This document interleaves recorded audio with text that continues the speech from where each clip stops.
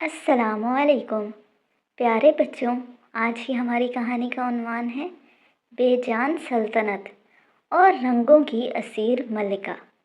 بہت عرصہ پہلے کی بات ہے، ایک عظیم الشان سلطنت رنگ پور ہوا کرتی تھی۔ یہ جگہ اپنی مثال آپ تھی۔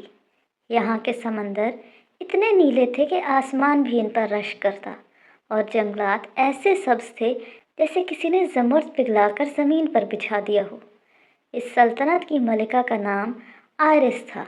ملکہ آئرس کو قدرت نے ایک عجیب و غریب جادوئی طاقت سے نوازا تھا۔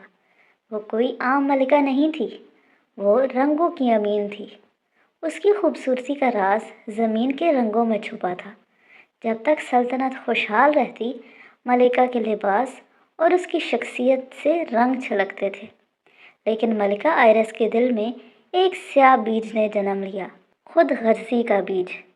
ملکہ کو محسوس ہونے لگا کہ اگر وہ ان تمام رنگوں کو صرف اپنے لیے مخصوص کر لے تو وہ کائنات کی سب سے حسین حکمران بن جائے گی۔ اس نے شاہی جادوگروں سے کہہ کر ایک ایسا عمل شروع کیا جس سے وہ سلطنت کی آسائشیں، ٹیکس اور زمینوں کا سکون سمیٹنے لگی۔ جیسے جیسے ملکہ کے خزانے بھرتے گئے، ایک ہولناک تبدیلی رونما ہوئی۔ جب ملکہ نے سمندروں کا خراج وصول کیا تو اس کے ریشمی لباس پر گہرا شاہانہ نیلا رنگ چڑھ گیا، لیکن باہر سمندر کا پانی نیلا اور خاکستری ہونے لگا۔ جب اس نے کسانوں کی محنت اور ہریالی پر قبضہ کیا تو اس کی آنکھیں زمرد کی طرح چمکنے لگیں، مگر میلوں تک پھیلے جنگلات سوکھ کر لکڑی کا ڈھیر بن گئے۔ رنگ پور اب خاکستری پور بنتا جا رہا تھا۔ پرندوں نے چہچہانا چھوڑ دیا کیونکہ ان کے پروں کی چمک ملکہ کے تاج میں جڑے ہیروں کی صورت اختیار کر چکی تھی۔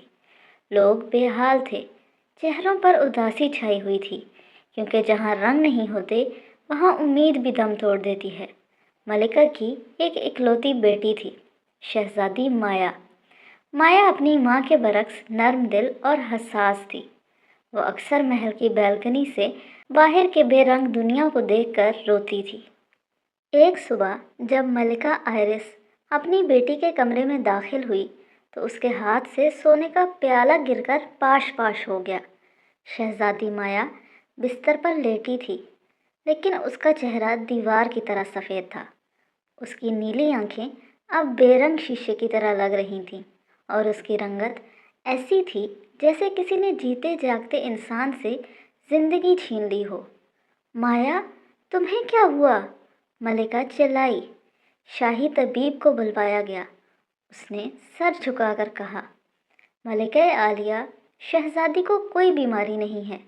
بات یہ ہے کہ انسان کا جسم صرف روٹی سے نہیں، خوشی اور ارد گرد کے ماحول سے زندہ رہتا ہے۔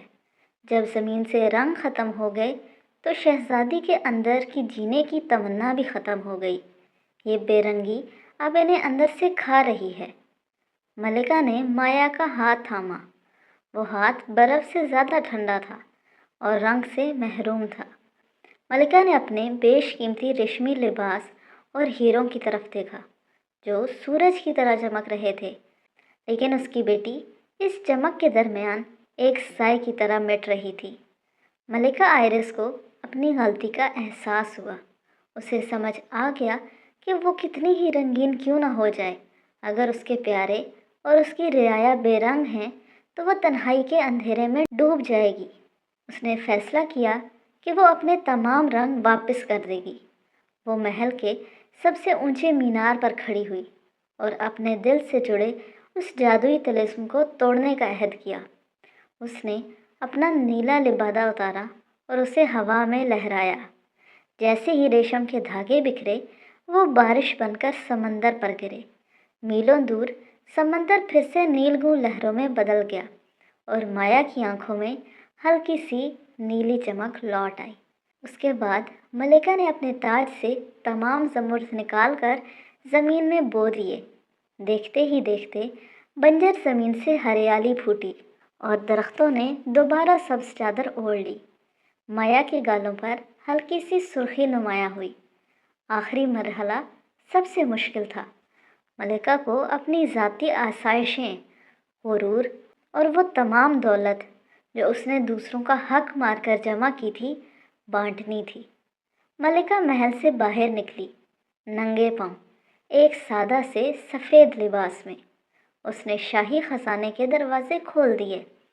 जैसे जैसे लोग खुशहाल होते गए, मलिका की अपनी जिल्द से वो गैर फितरी चमक ख़त्म होती गई, लेकिन उसके बरक्स उसका चेहरा एक सच्ची ममता और सुकून से मुनव्वर हो गया। जब आखिरी रंग भी मलिका के कब्ज़े से निकलकर कायनात का हिस्सा बन गया, तो शहज़ादी माया अपने बिस्तर से उठ खड़ी हुई। वो दौड़ती हुई आई और अपनी माँ के गले लग गई। अब शहज़ादी के चेहरे पर ज़िंदगी के हकीकी रंग थे, वो रंग जो उधार के नहीं बल्कि खुशी के थे। रंगपुर फिर से रंगों की सरजमीन बन चुका था। मलिका आइरिस अब पहले जैसी चमकदार तो नहीं थी, लेकिन अब वो खूबसूरत ज़रूर थी, क्योंकि उसकी खूबसूरती उसके किरदार में थी। मलिका ने सीख लिया था कि दौलत और ज़ाहिरी हुस्न तब तक बेमायनी है जब तक वो दूसरों का खून निचोड़कर हासिल किए जाए। असल फरावानी वो नहीं जो अपने पास जमा कर लें, बल्कि वो है जो आप दूसरों के साथ बांटते हैं। खुशियाँ बांटने से घटती नहीं, बल्कि पूरी कायनात को रंगीन कर देती हैं। तो प्यारे बच्चों, आज की कहानी से हमने क्या सीखा? आज की कहानी से हमने ये सीखा कि लालच कभी खुशी नहीं देता। अगर हम सब कुछ सिर्फ अपने लिए जमा करते जाएं और दूसरों का हक मारें, तो वक्ती फ़ायदा तो मिल सकता है, मगर दिल का सुकून ख़त्म हो जाता है। रोज़मर्रा ज़िंदगी में भी हमें खिलौने, चीज़ें और मौके दूसरों के साथ शेयर करने चाहिए। खुशी बांटने से बढ़ती है। जैसे मलिका ने रंग वापस किए तो पूरी सल्तनत खुश हो गई, वैसे ही जब हम मुस्कुराहट, मदद और मोहब्बत बांटते हैं तो माहौल खूबसूरत हो जाता है। दूसरों की तकलीफ़ को महसूस करना बहुत ज़रूरी है। शहज़ादी माया की हालत देखकर मलिका को एहसास हुआ, हमें भी अपने इर्द गिर्द लोगों के जज्बात समझने चाहिए। अगर कोई दोस्त उदास हो तो उसकी मदद करें। गलती मान लेना बहादुरी है। मलिका ने अपनी गलती तस्लीम की और उसे ठीक किया। अगर हमसे गलती हो जाए तो ज़िद नहीं करनी चाहिए, बल्कि सॉरी कहकर उसे दुरुस्त करना चाहिए। असल खूबसूरती किरदार में होती है। कपड़े, चीज़ें और ज़ाहिरी चमक से ज़्यादा अहम अच्छा दिल, सच्चाई और मेहरबानी है। यही चीज़ इंसान को हकीकत में खूबसूरत बनाती है। तो प्यारे बच्चों, याद रखिए, जो दिल दूसरों के लिए धड़कता है, वही सबसे ज़्यादा रंगीन ज़िंदगी जीता है। तो आज के लिए इतना ही। कल मिलेंगे एक नई कहानी के साथ। तब तक के लिए अल्लाह हाफ़िज़, फ़ी अमानिल्लाह।